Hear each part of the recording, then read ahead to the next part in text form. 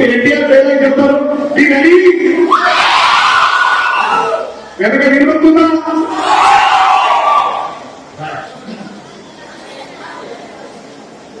శ్రీధరుడు గారు మన కౌరవ మహాసామ్రాజ్యంలో కర్ణుడిని ద్రోణాచార్యుడు కులహీనుడు అని ఈ సభలో మనోహరుడిని పంపించేస్తారు. ఆ సందర్భంగా దుర్యోధనుడు ఏమంటాడంటే మా కులము మా ఆనాడు ఎప్పుడో మా జాతి అటు నుంచి ఇటు శంకర జాతి అయింది, ఇక్కడ కులంలో ప్రస్థానం ఎందుకు ఆ కర్ణుడికి అంగరాజ్యం ఇవ్వాలనే ఒక ఉద్దేశంతో ఆయన ఏం చేస్తారంటే మా కులం ఎప్పుడో కులహీన విషయాన్ని చాలా అద్భుతంగా ఎవరు ఎలా పుట్టారు, ఎవరితో ఎలా పుట్టారు అనే విషయాన్ని చాలా అద్భుతంగా చెప్పారు. ఇప్పటికీ చాలా మంది పెద్దలలో వింటర్లో పెట్టుకున్నారు కులం అనే డైలాగ్ చాలా ఫేమస్ అది. కానీ ఒకసారి మీరు కూడా డౌన్లోడ్ చేసుకుంటే దాన వీరస్వామి కన్నలో ఆ డైలాగ్ కూడా మీరందరూ పట్టిపట్టచ్చు. మన భారత సంతతి ఎలా వచ్చిందని ఎవరు ఎలా క్రాస్ బ్రీడ్ అయ్యారనే విషయాన్ని శ్రీధరుడు అక్కడ దుష్టమైన అక్కడ సన్నివేశంలో అద్భుతంగా చెప్పారు. ఆ డైలాగ్ ని పండబెట్టే వెంకట కవి గారు రాశారు. ఎన్టీఆర్ సీనియర్ ఎన్టీఆర్ గారు వారి మంచి ఆహార్యంతో మంచి గాంభీర్యంతో చెప్పిన డైలాగ్ ని ఇప్పుడు ఈ ముందు మరొకసారి నేను ప్రకటన వస్తాను. గట్టిగా పట్టుకుంటే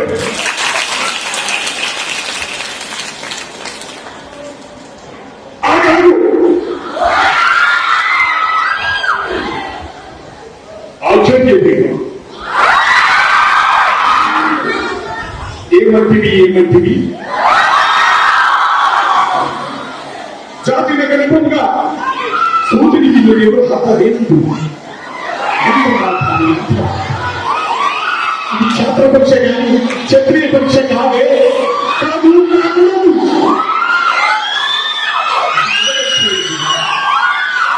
ఇది పరీక్ష ఈ తండ్రి భగవాను జన్మపెట్టింది, అతి హింసకరమైన నీ సభలో పెట్టింది, మట్టి గుడ్డలో పెట్టింది కదా.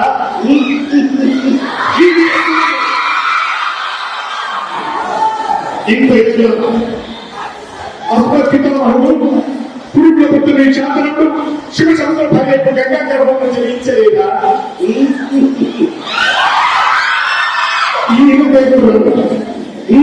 నాతో చెప్పిందేమయ్యా, మా వంశములకు మూలముచ్చిన వశిష్ఠుడు దేవవేశ ఋషి పుత్రుడు కాదా? మాటలు మంచి విద్యార్థి శక్తిని, ఆ శక్తి చదవలేని పరాశరుని, ఆ పరాశరుడు మా తాత వ్యాసుని, ఆ వ్యాసుడు విధానమైన పితామయ్య ఎందుకుతో మా తండ్రిని, పిన పితామయ్య అమ్మతో మా పిన తండ్రి పాటురాజును మా ఇంటి దాచితో ఇచ్చే కీర్తి బదులుతున్నాయి. ఇతర దేవుడికి అర్థం లేదా? సందర్భాన్ని బట్టి క్షేత్ర బీజ ప్రధానంతో సంకరమైన మాకు వంశము ఏనాడో కులహీనమైనది కాగా నేను కులమని అప్పుడు భీష్ముడు ఏం చెప్తానంటే ఇక్కడ కులస్థానం లేదు, అందరూ సమానమే, ఎవరైతే రాజ్యం ఉన్నవారే వారు అర్హులు, ఈ కౌరవ సభలో యుద్ధంలో పాల్గొన్న అర్హులు అని చెప్పగానే అప్పటికప్పుడు దుర్యోధనుడు కర్ణుడికి అంగరాజ్యం పెడతారు. ఆ సన్నివేశం ఇలా చెప్తారు చూడండి.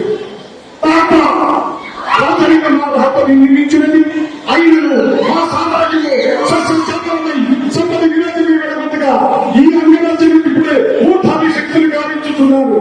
సోదరాన్ని విశేషణ అనర్గల ఉత్తర ఖచ్చిత కేంద్రంలో వేగంగా తెలుగు మా బలాంగంలో సోదరం భౌమ సూర్యచంద్రుల మహాపండితమైన సువర్ణ సింహాసనం తెచ్చేపోతూ పరిగణులారా పుణ్య భగిరని నదుతో అందుకోడు కళ్యాణ భక్తులారా మంగళ తుర్యను సూక్ష్మంగా కొరగలేడు పుణ్యరా కన్న మహాత్ములు కళ్యాణులు కావింపుడు పుణ్యరా వీరదాతల కప్పల భాగముల కస్తూరి తీరులకు తెచ్చింది బహుజన సూత్రంతో పరిపాలన సర్వంత సాధకం చెప్పిన మధ్యలో ఏంటి ఈ సగంధం సమక్షంగా పండిత పరమాత్ముల సర్వదా ఈ కులగాల మహాశంకరము శాశ్వతంగా ప్రచారంగా ఉన్నారు.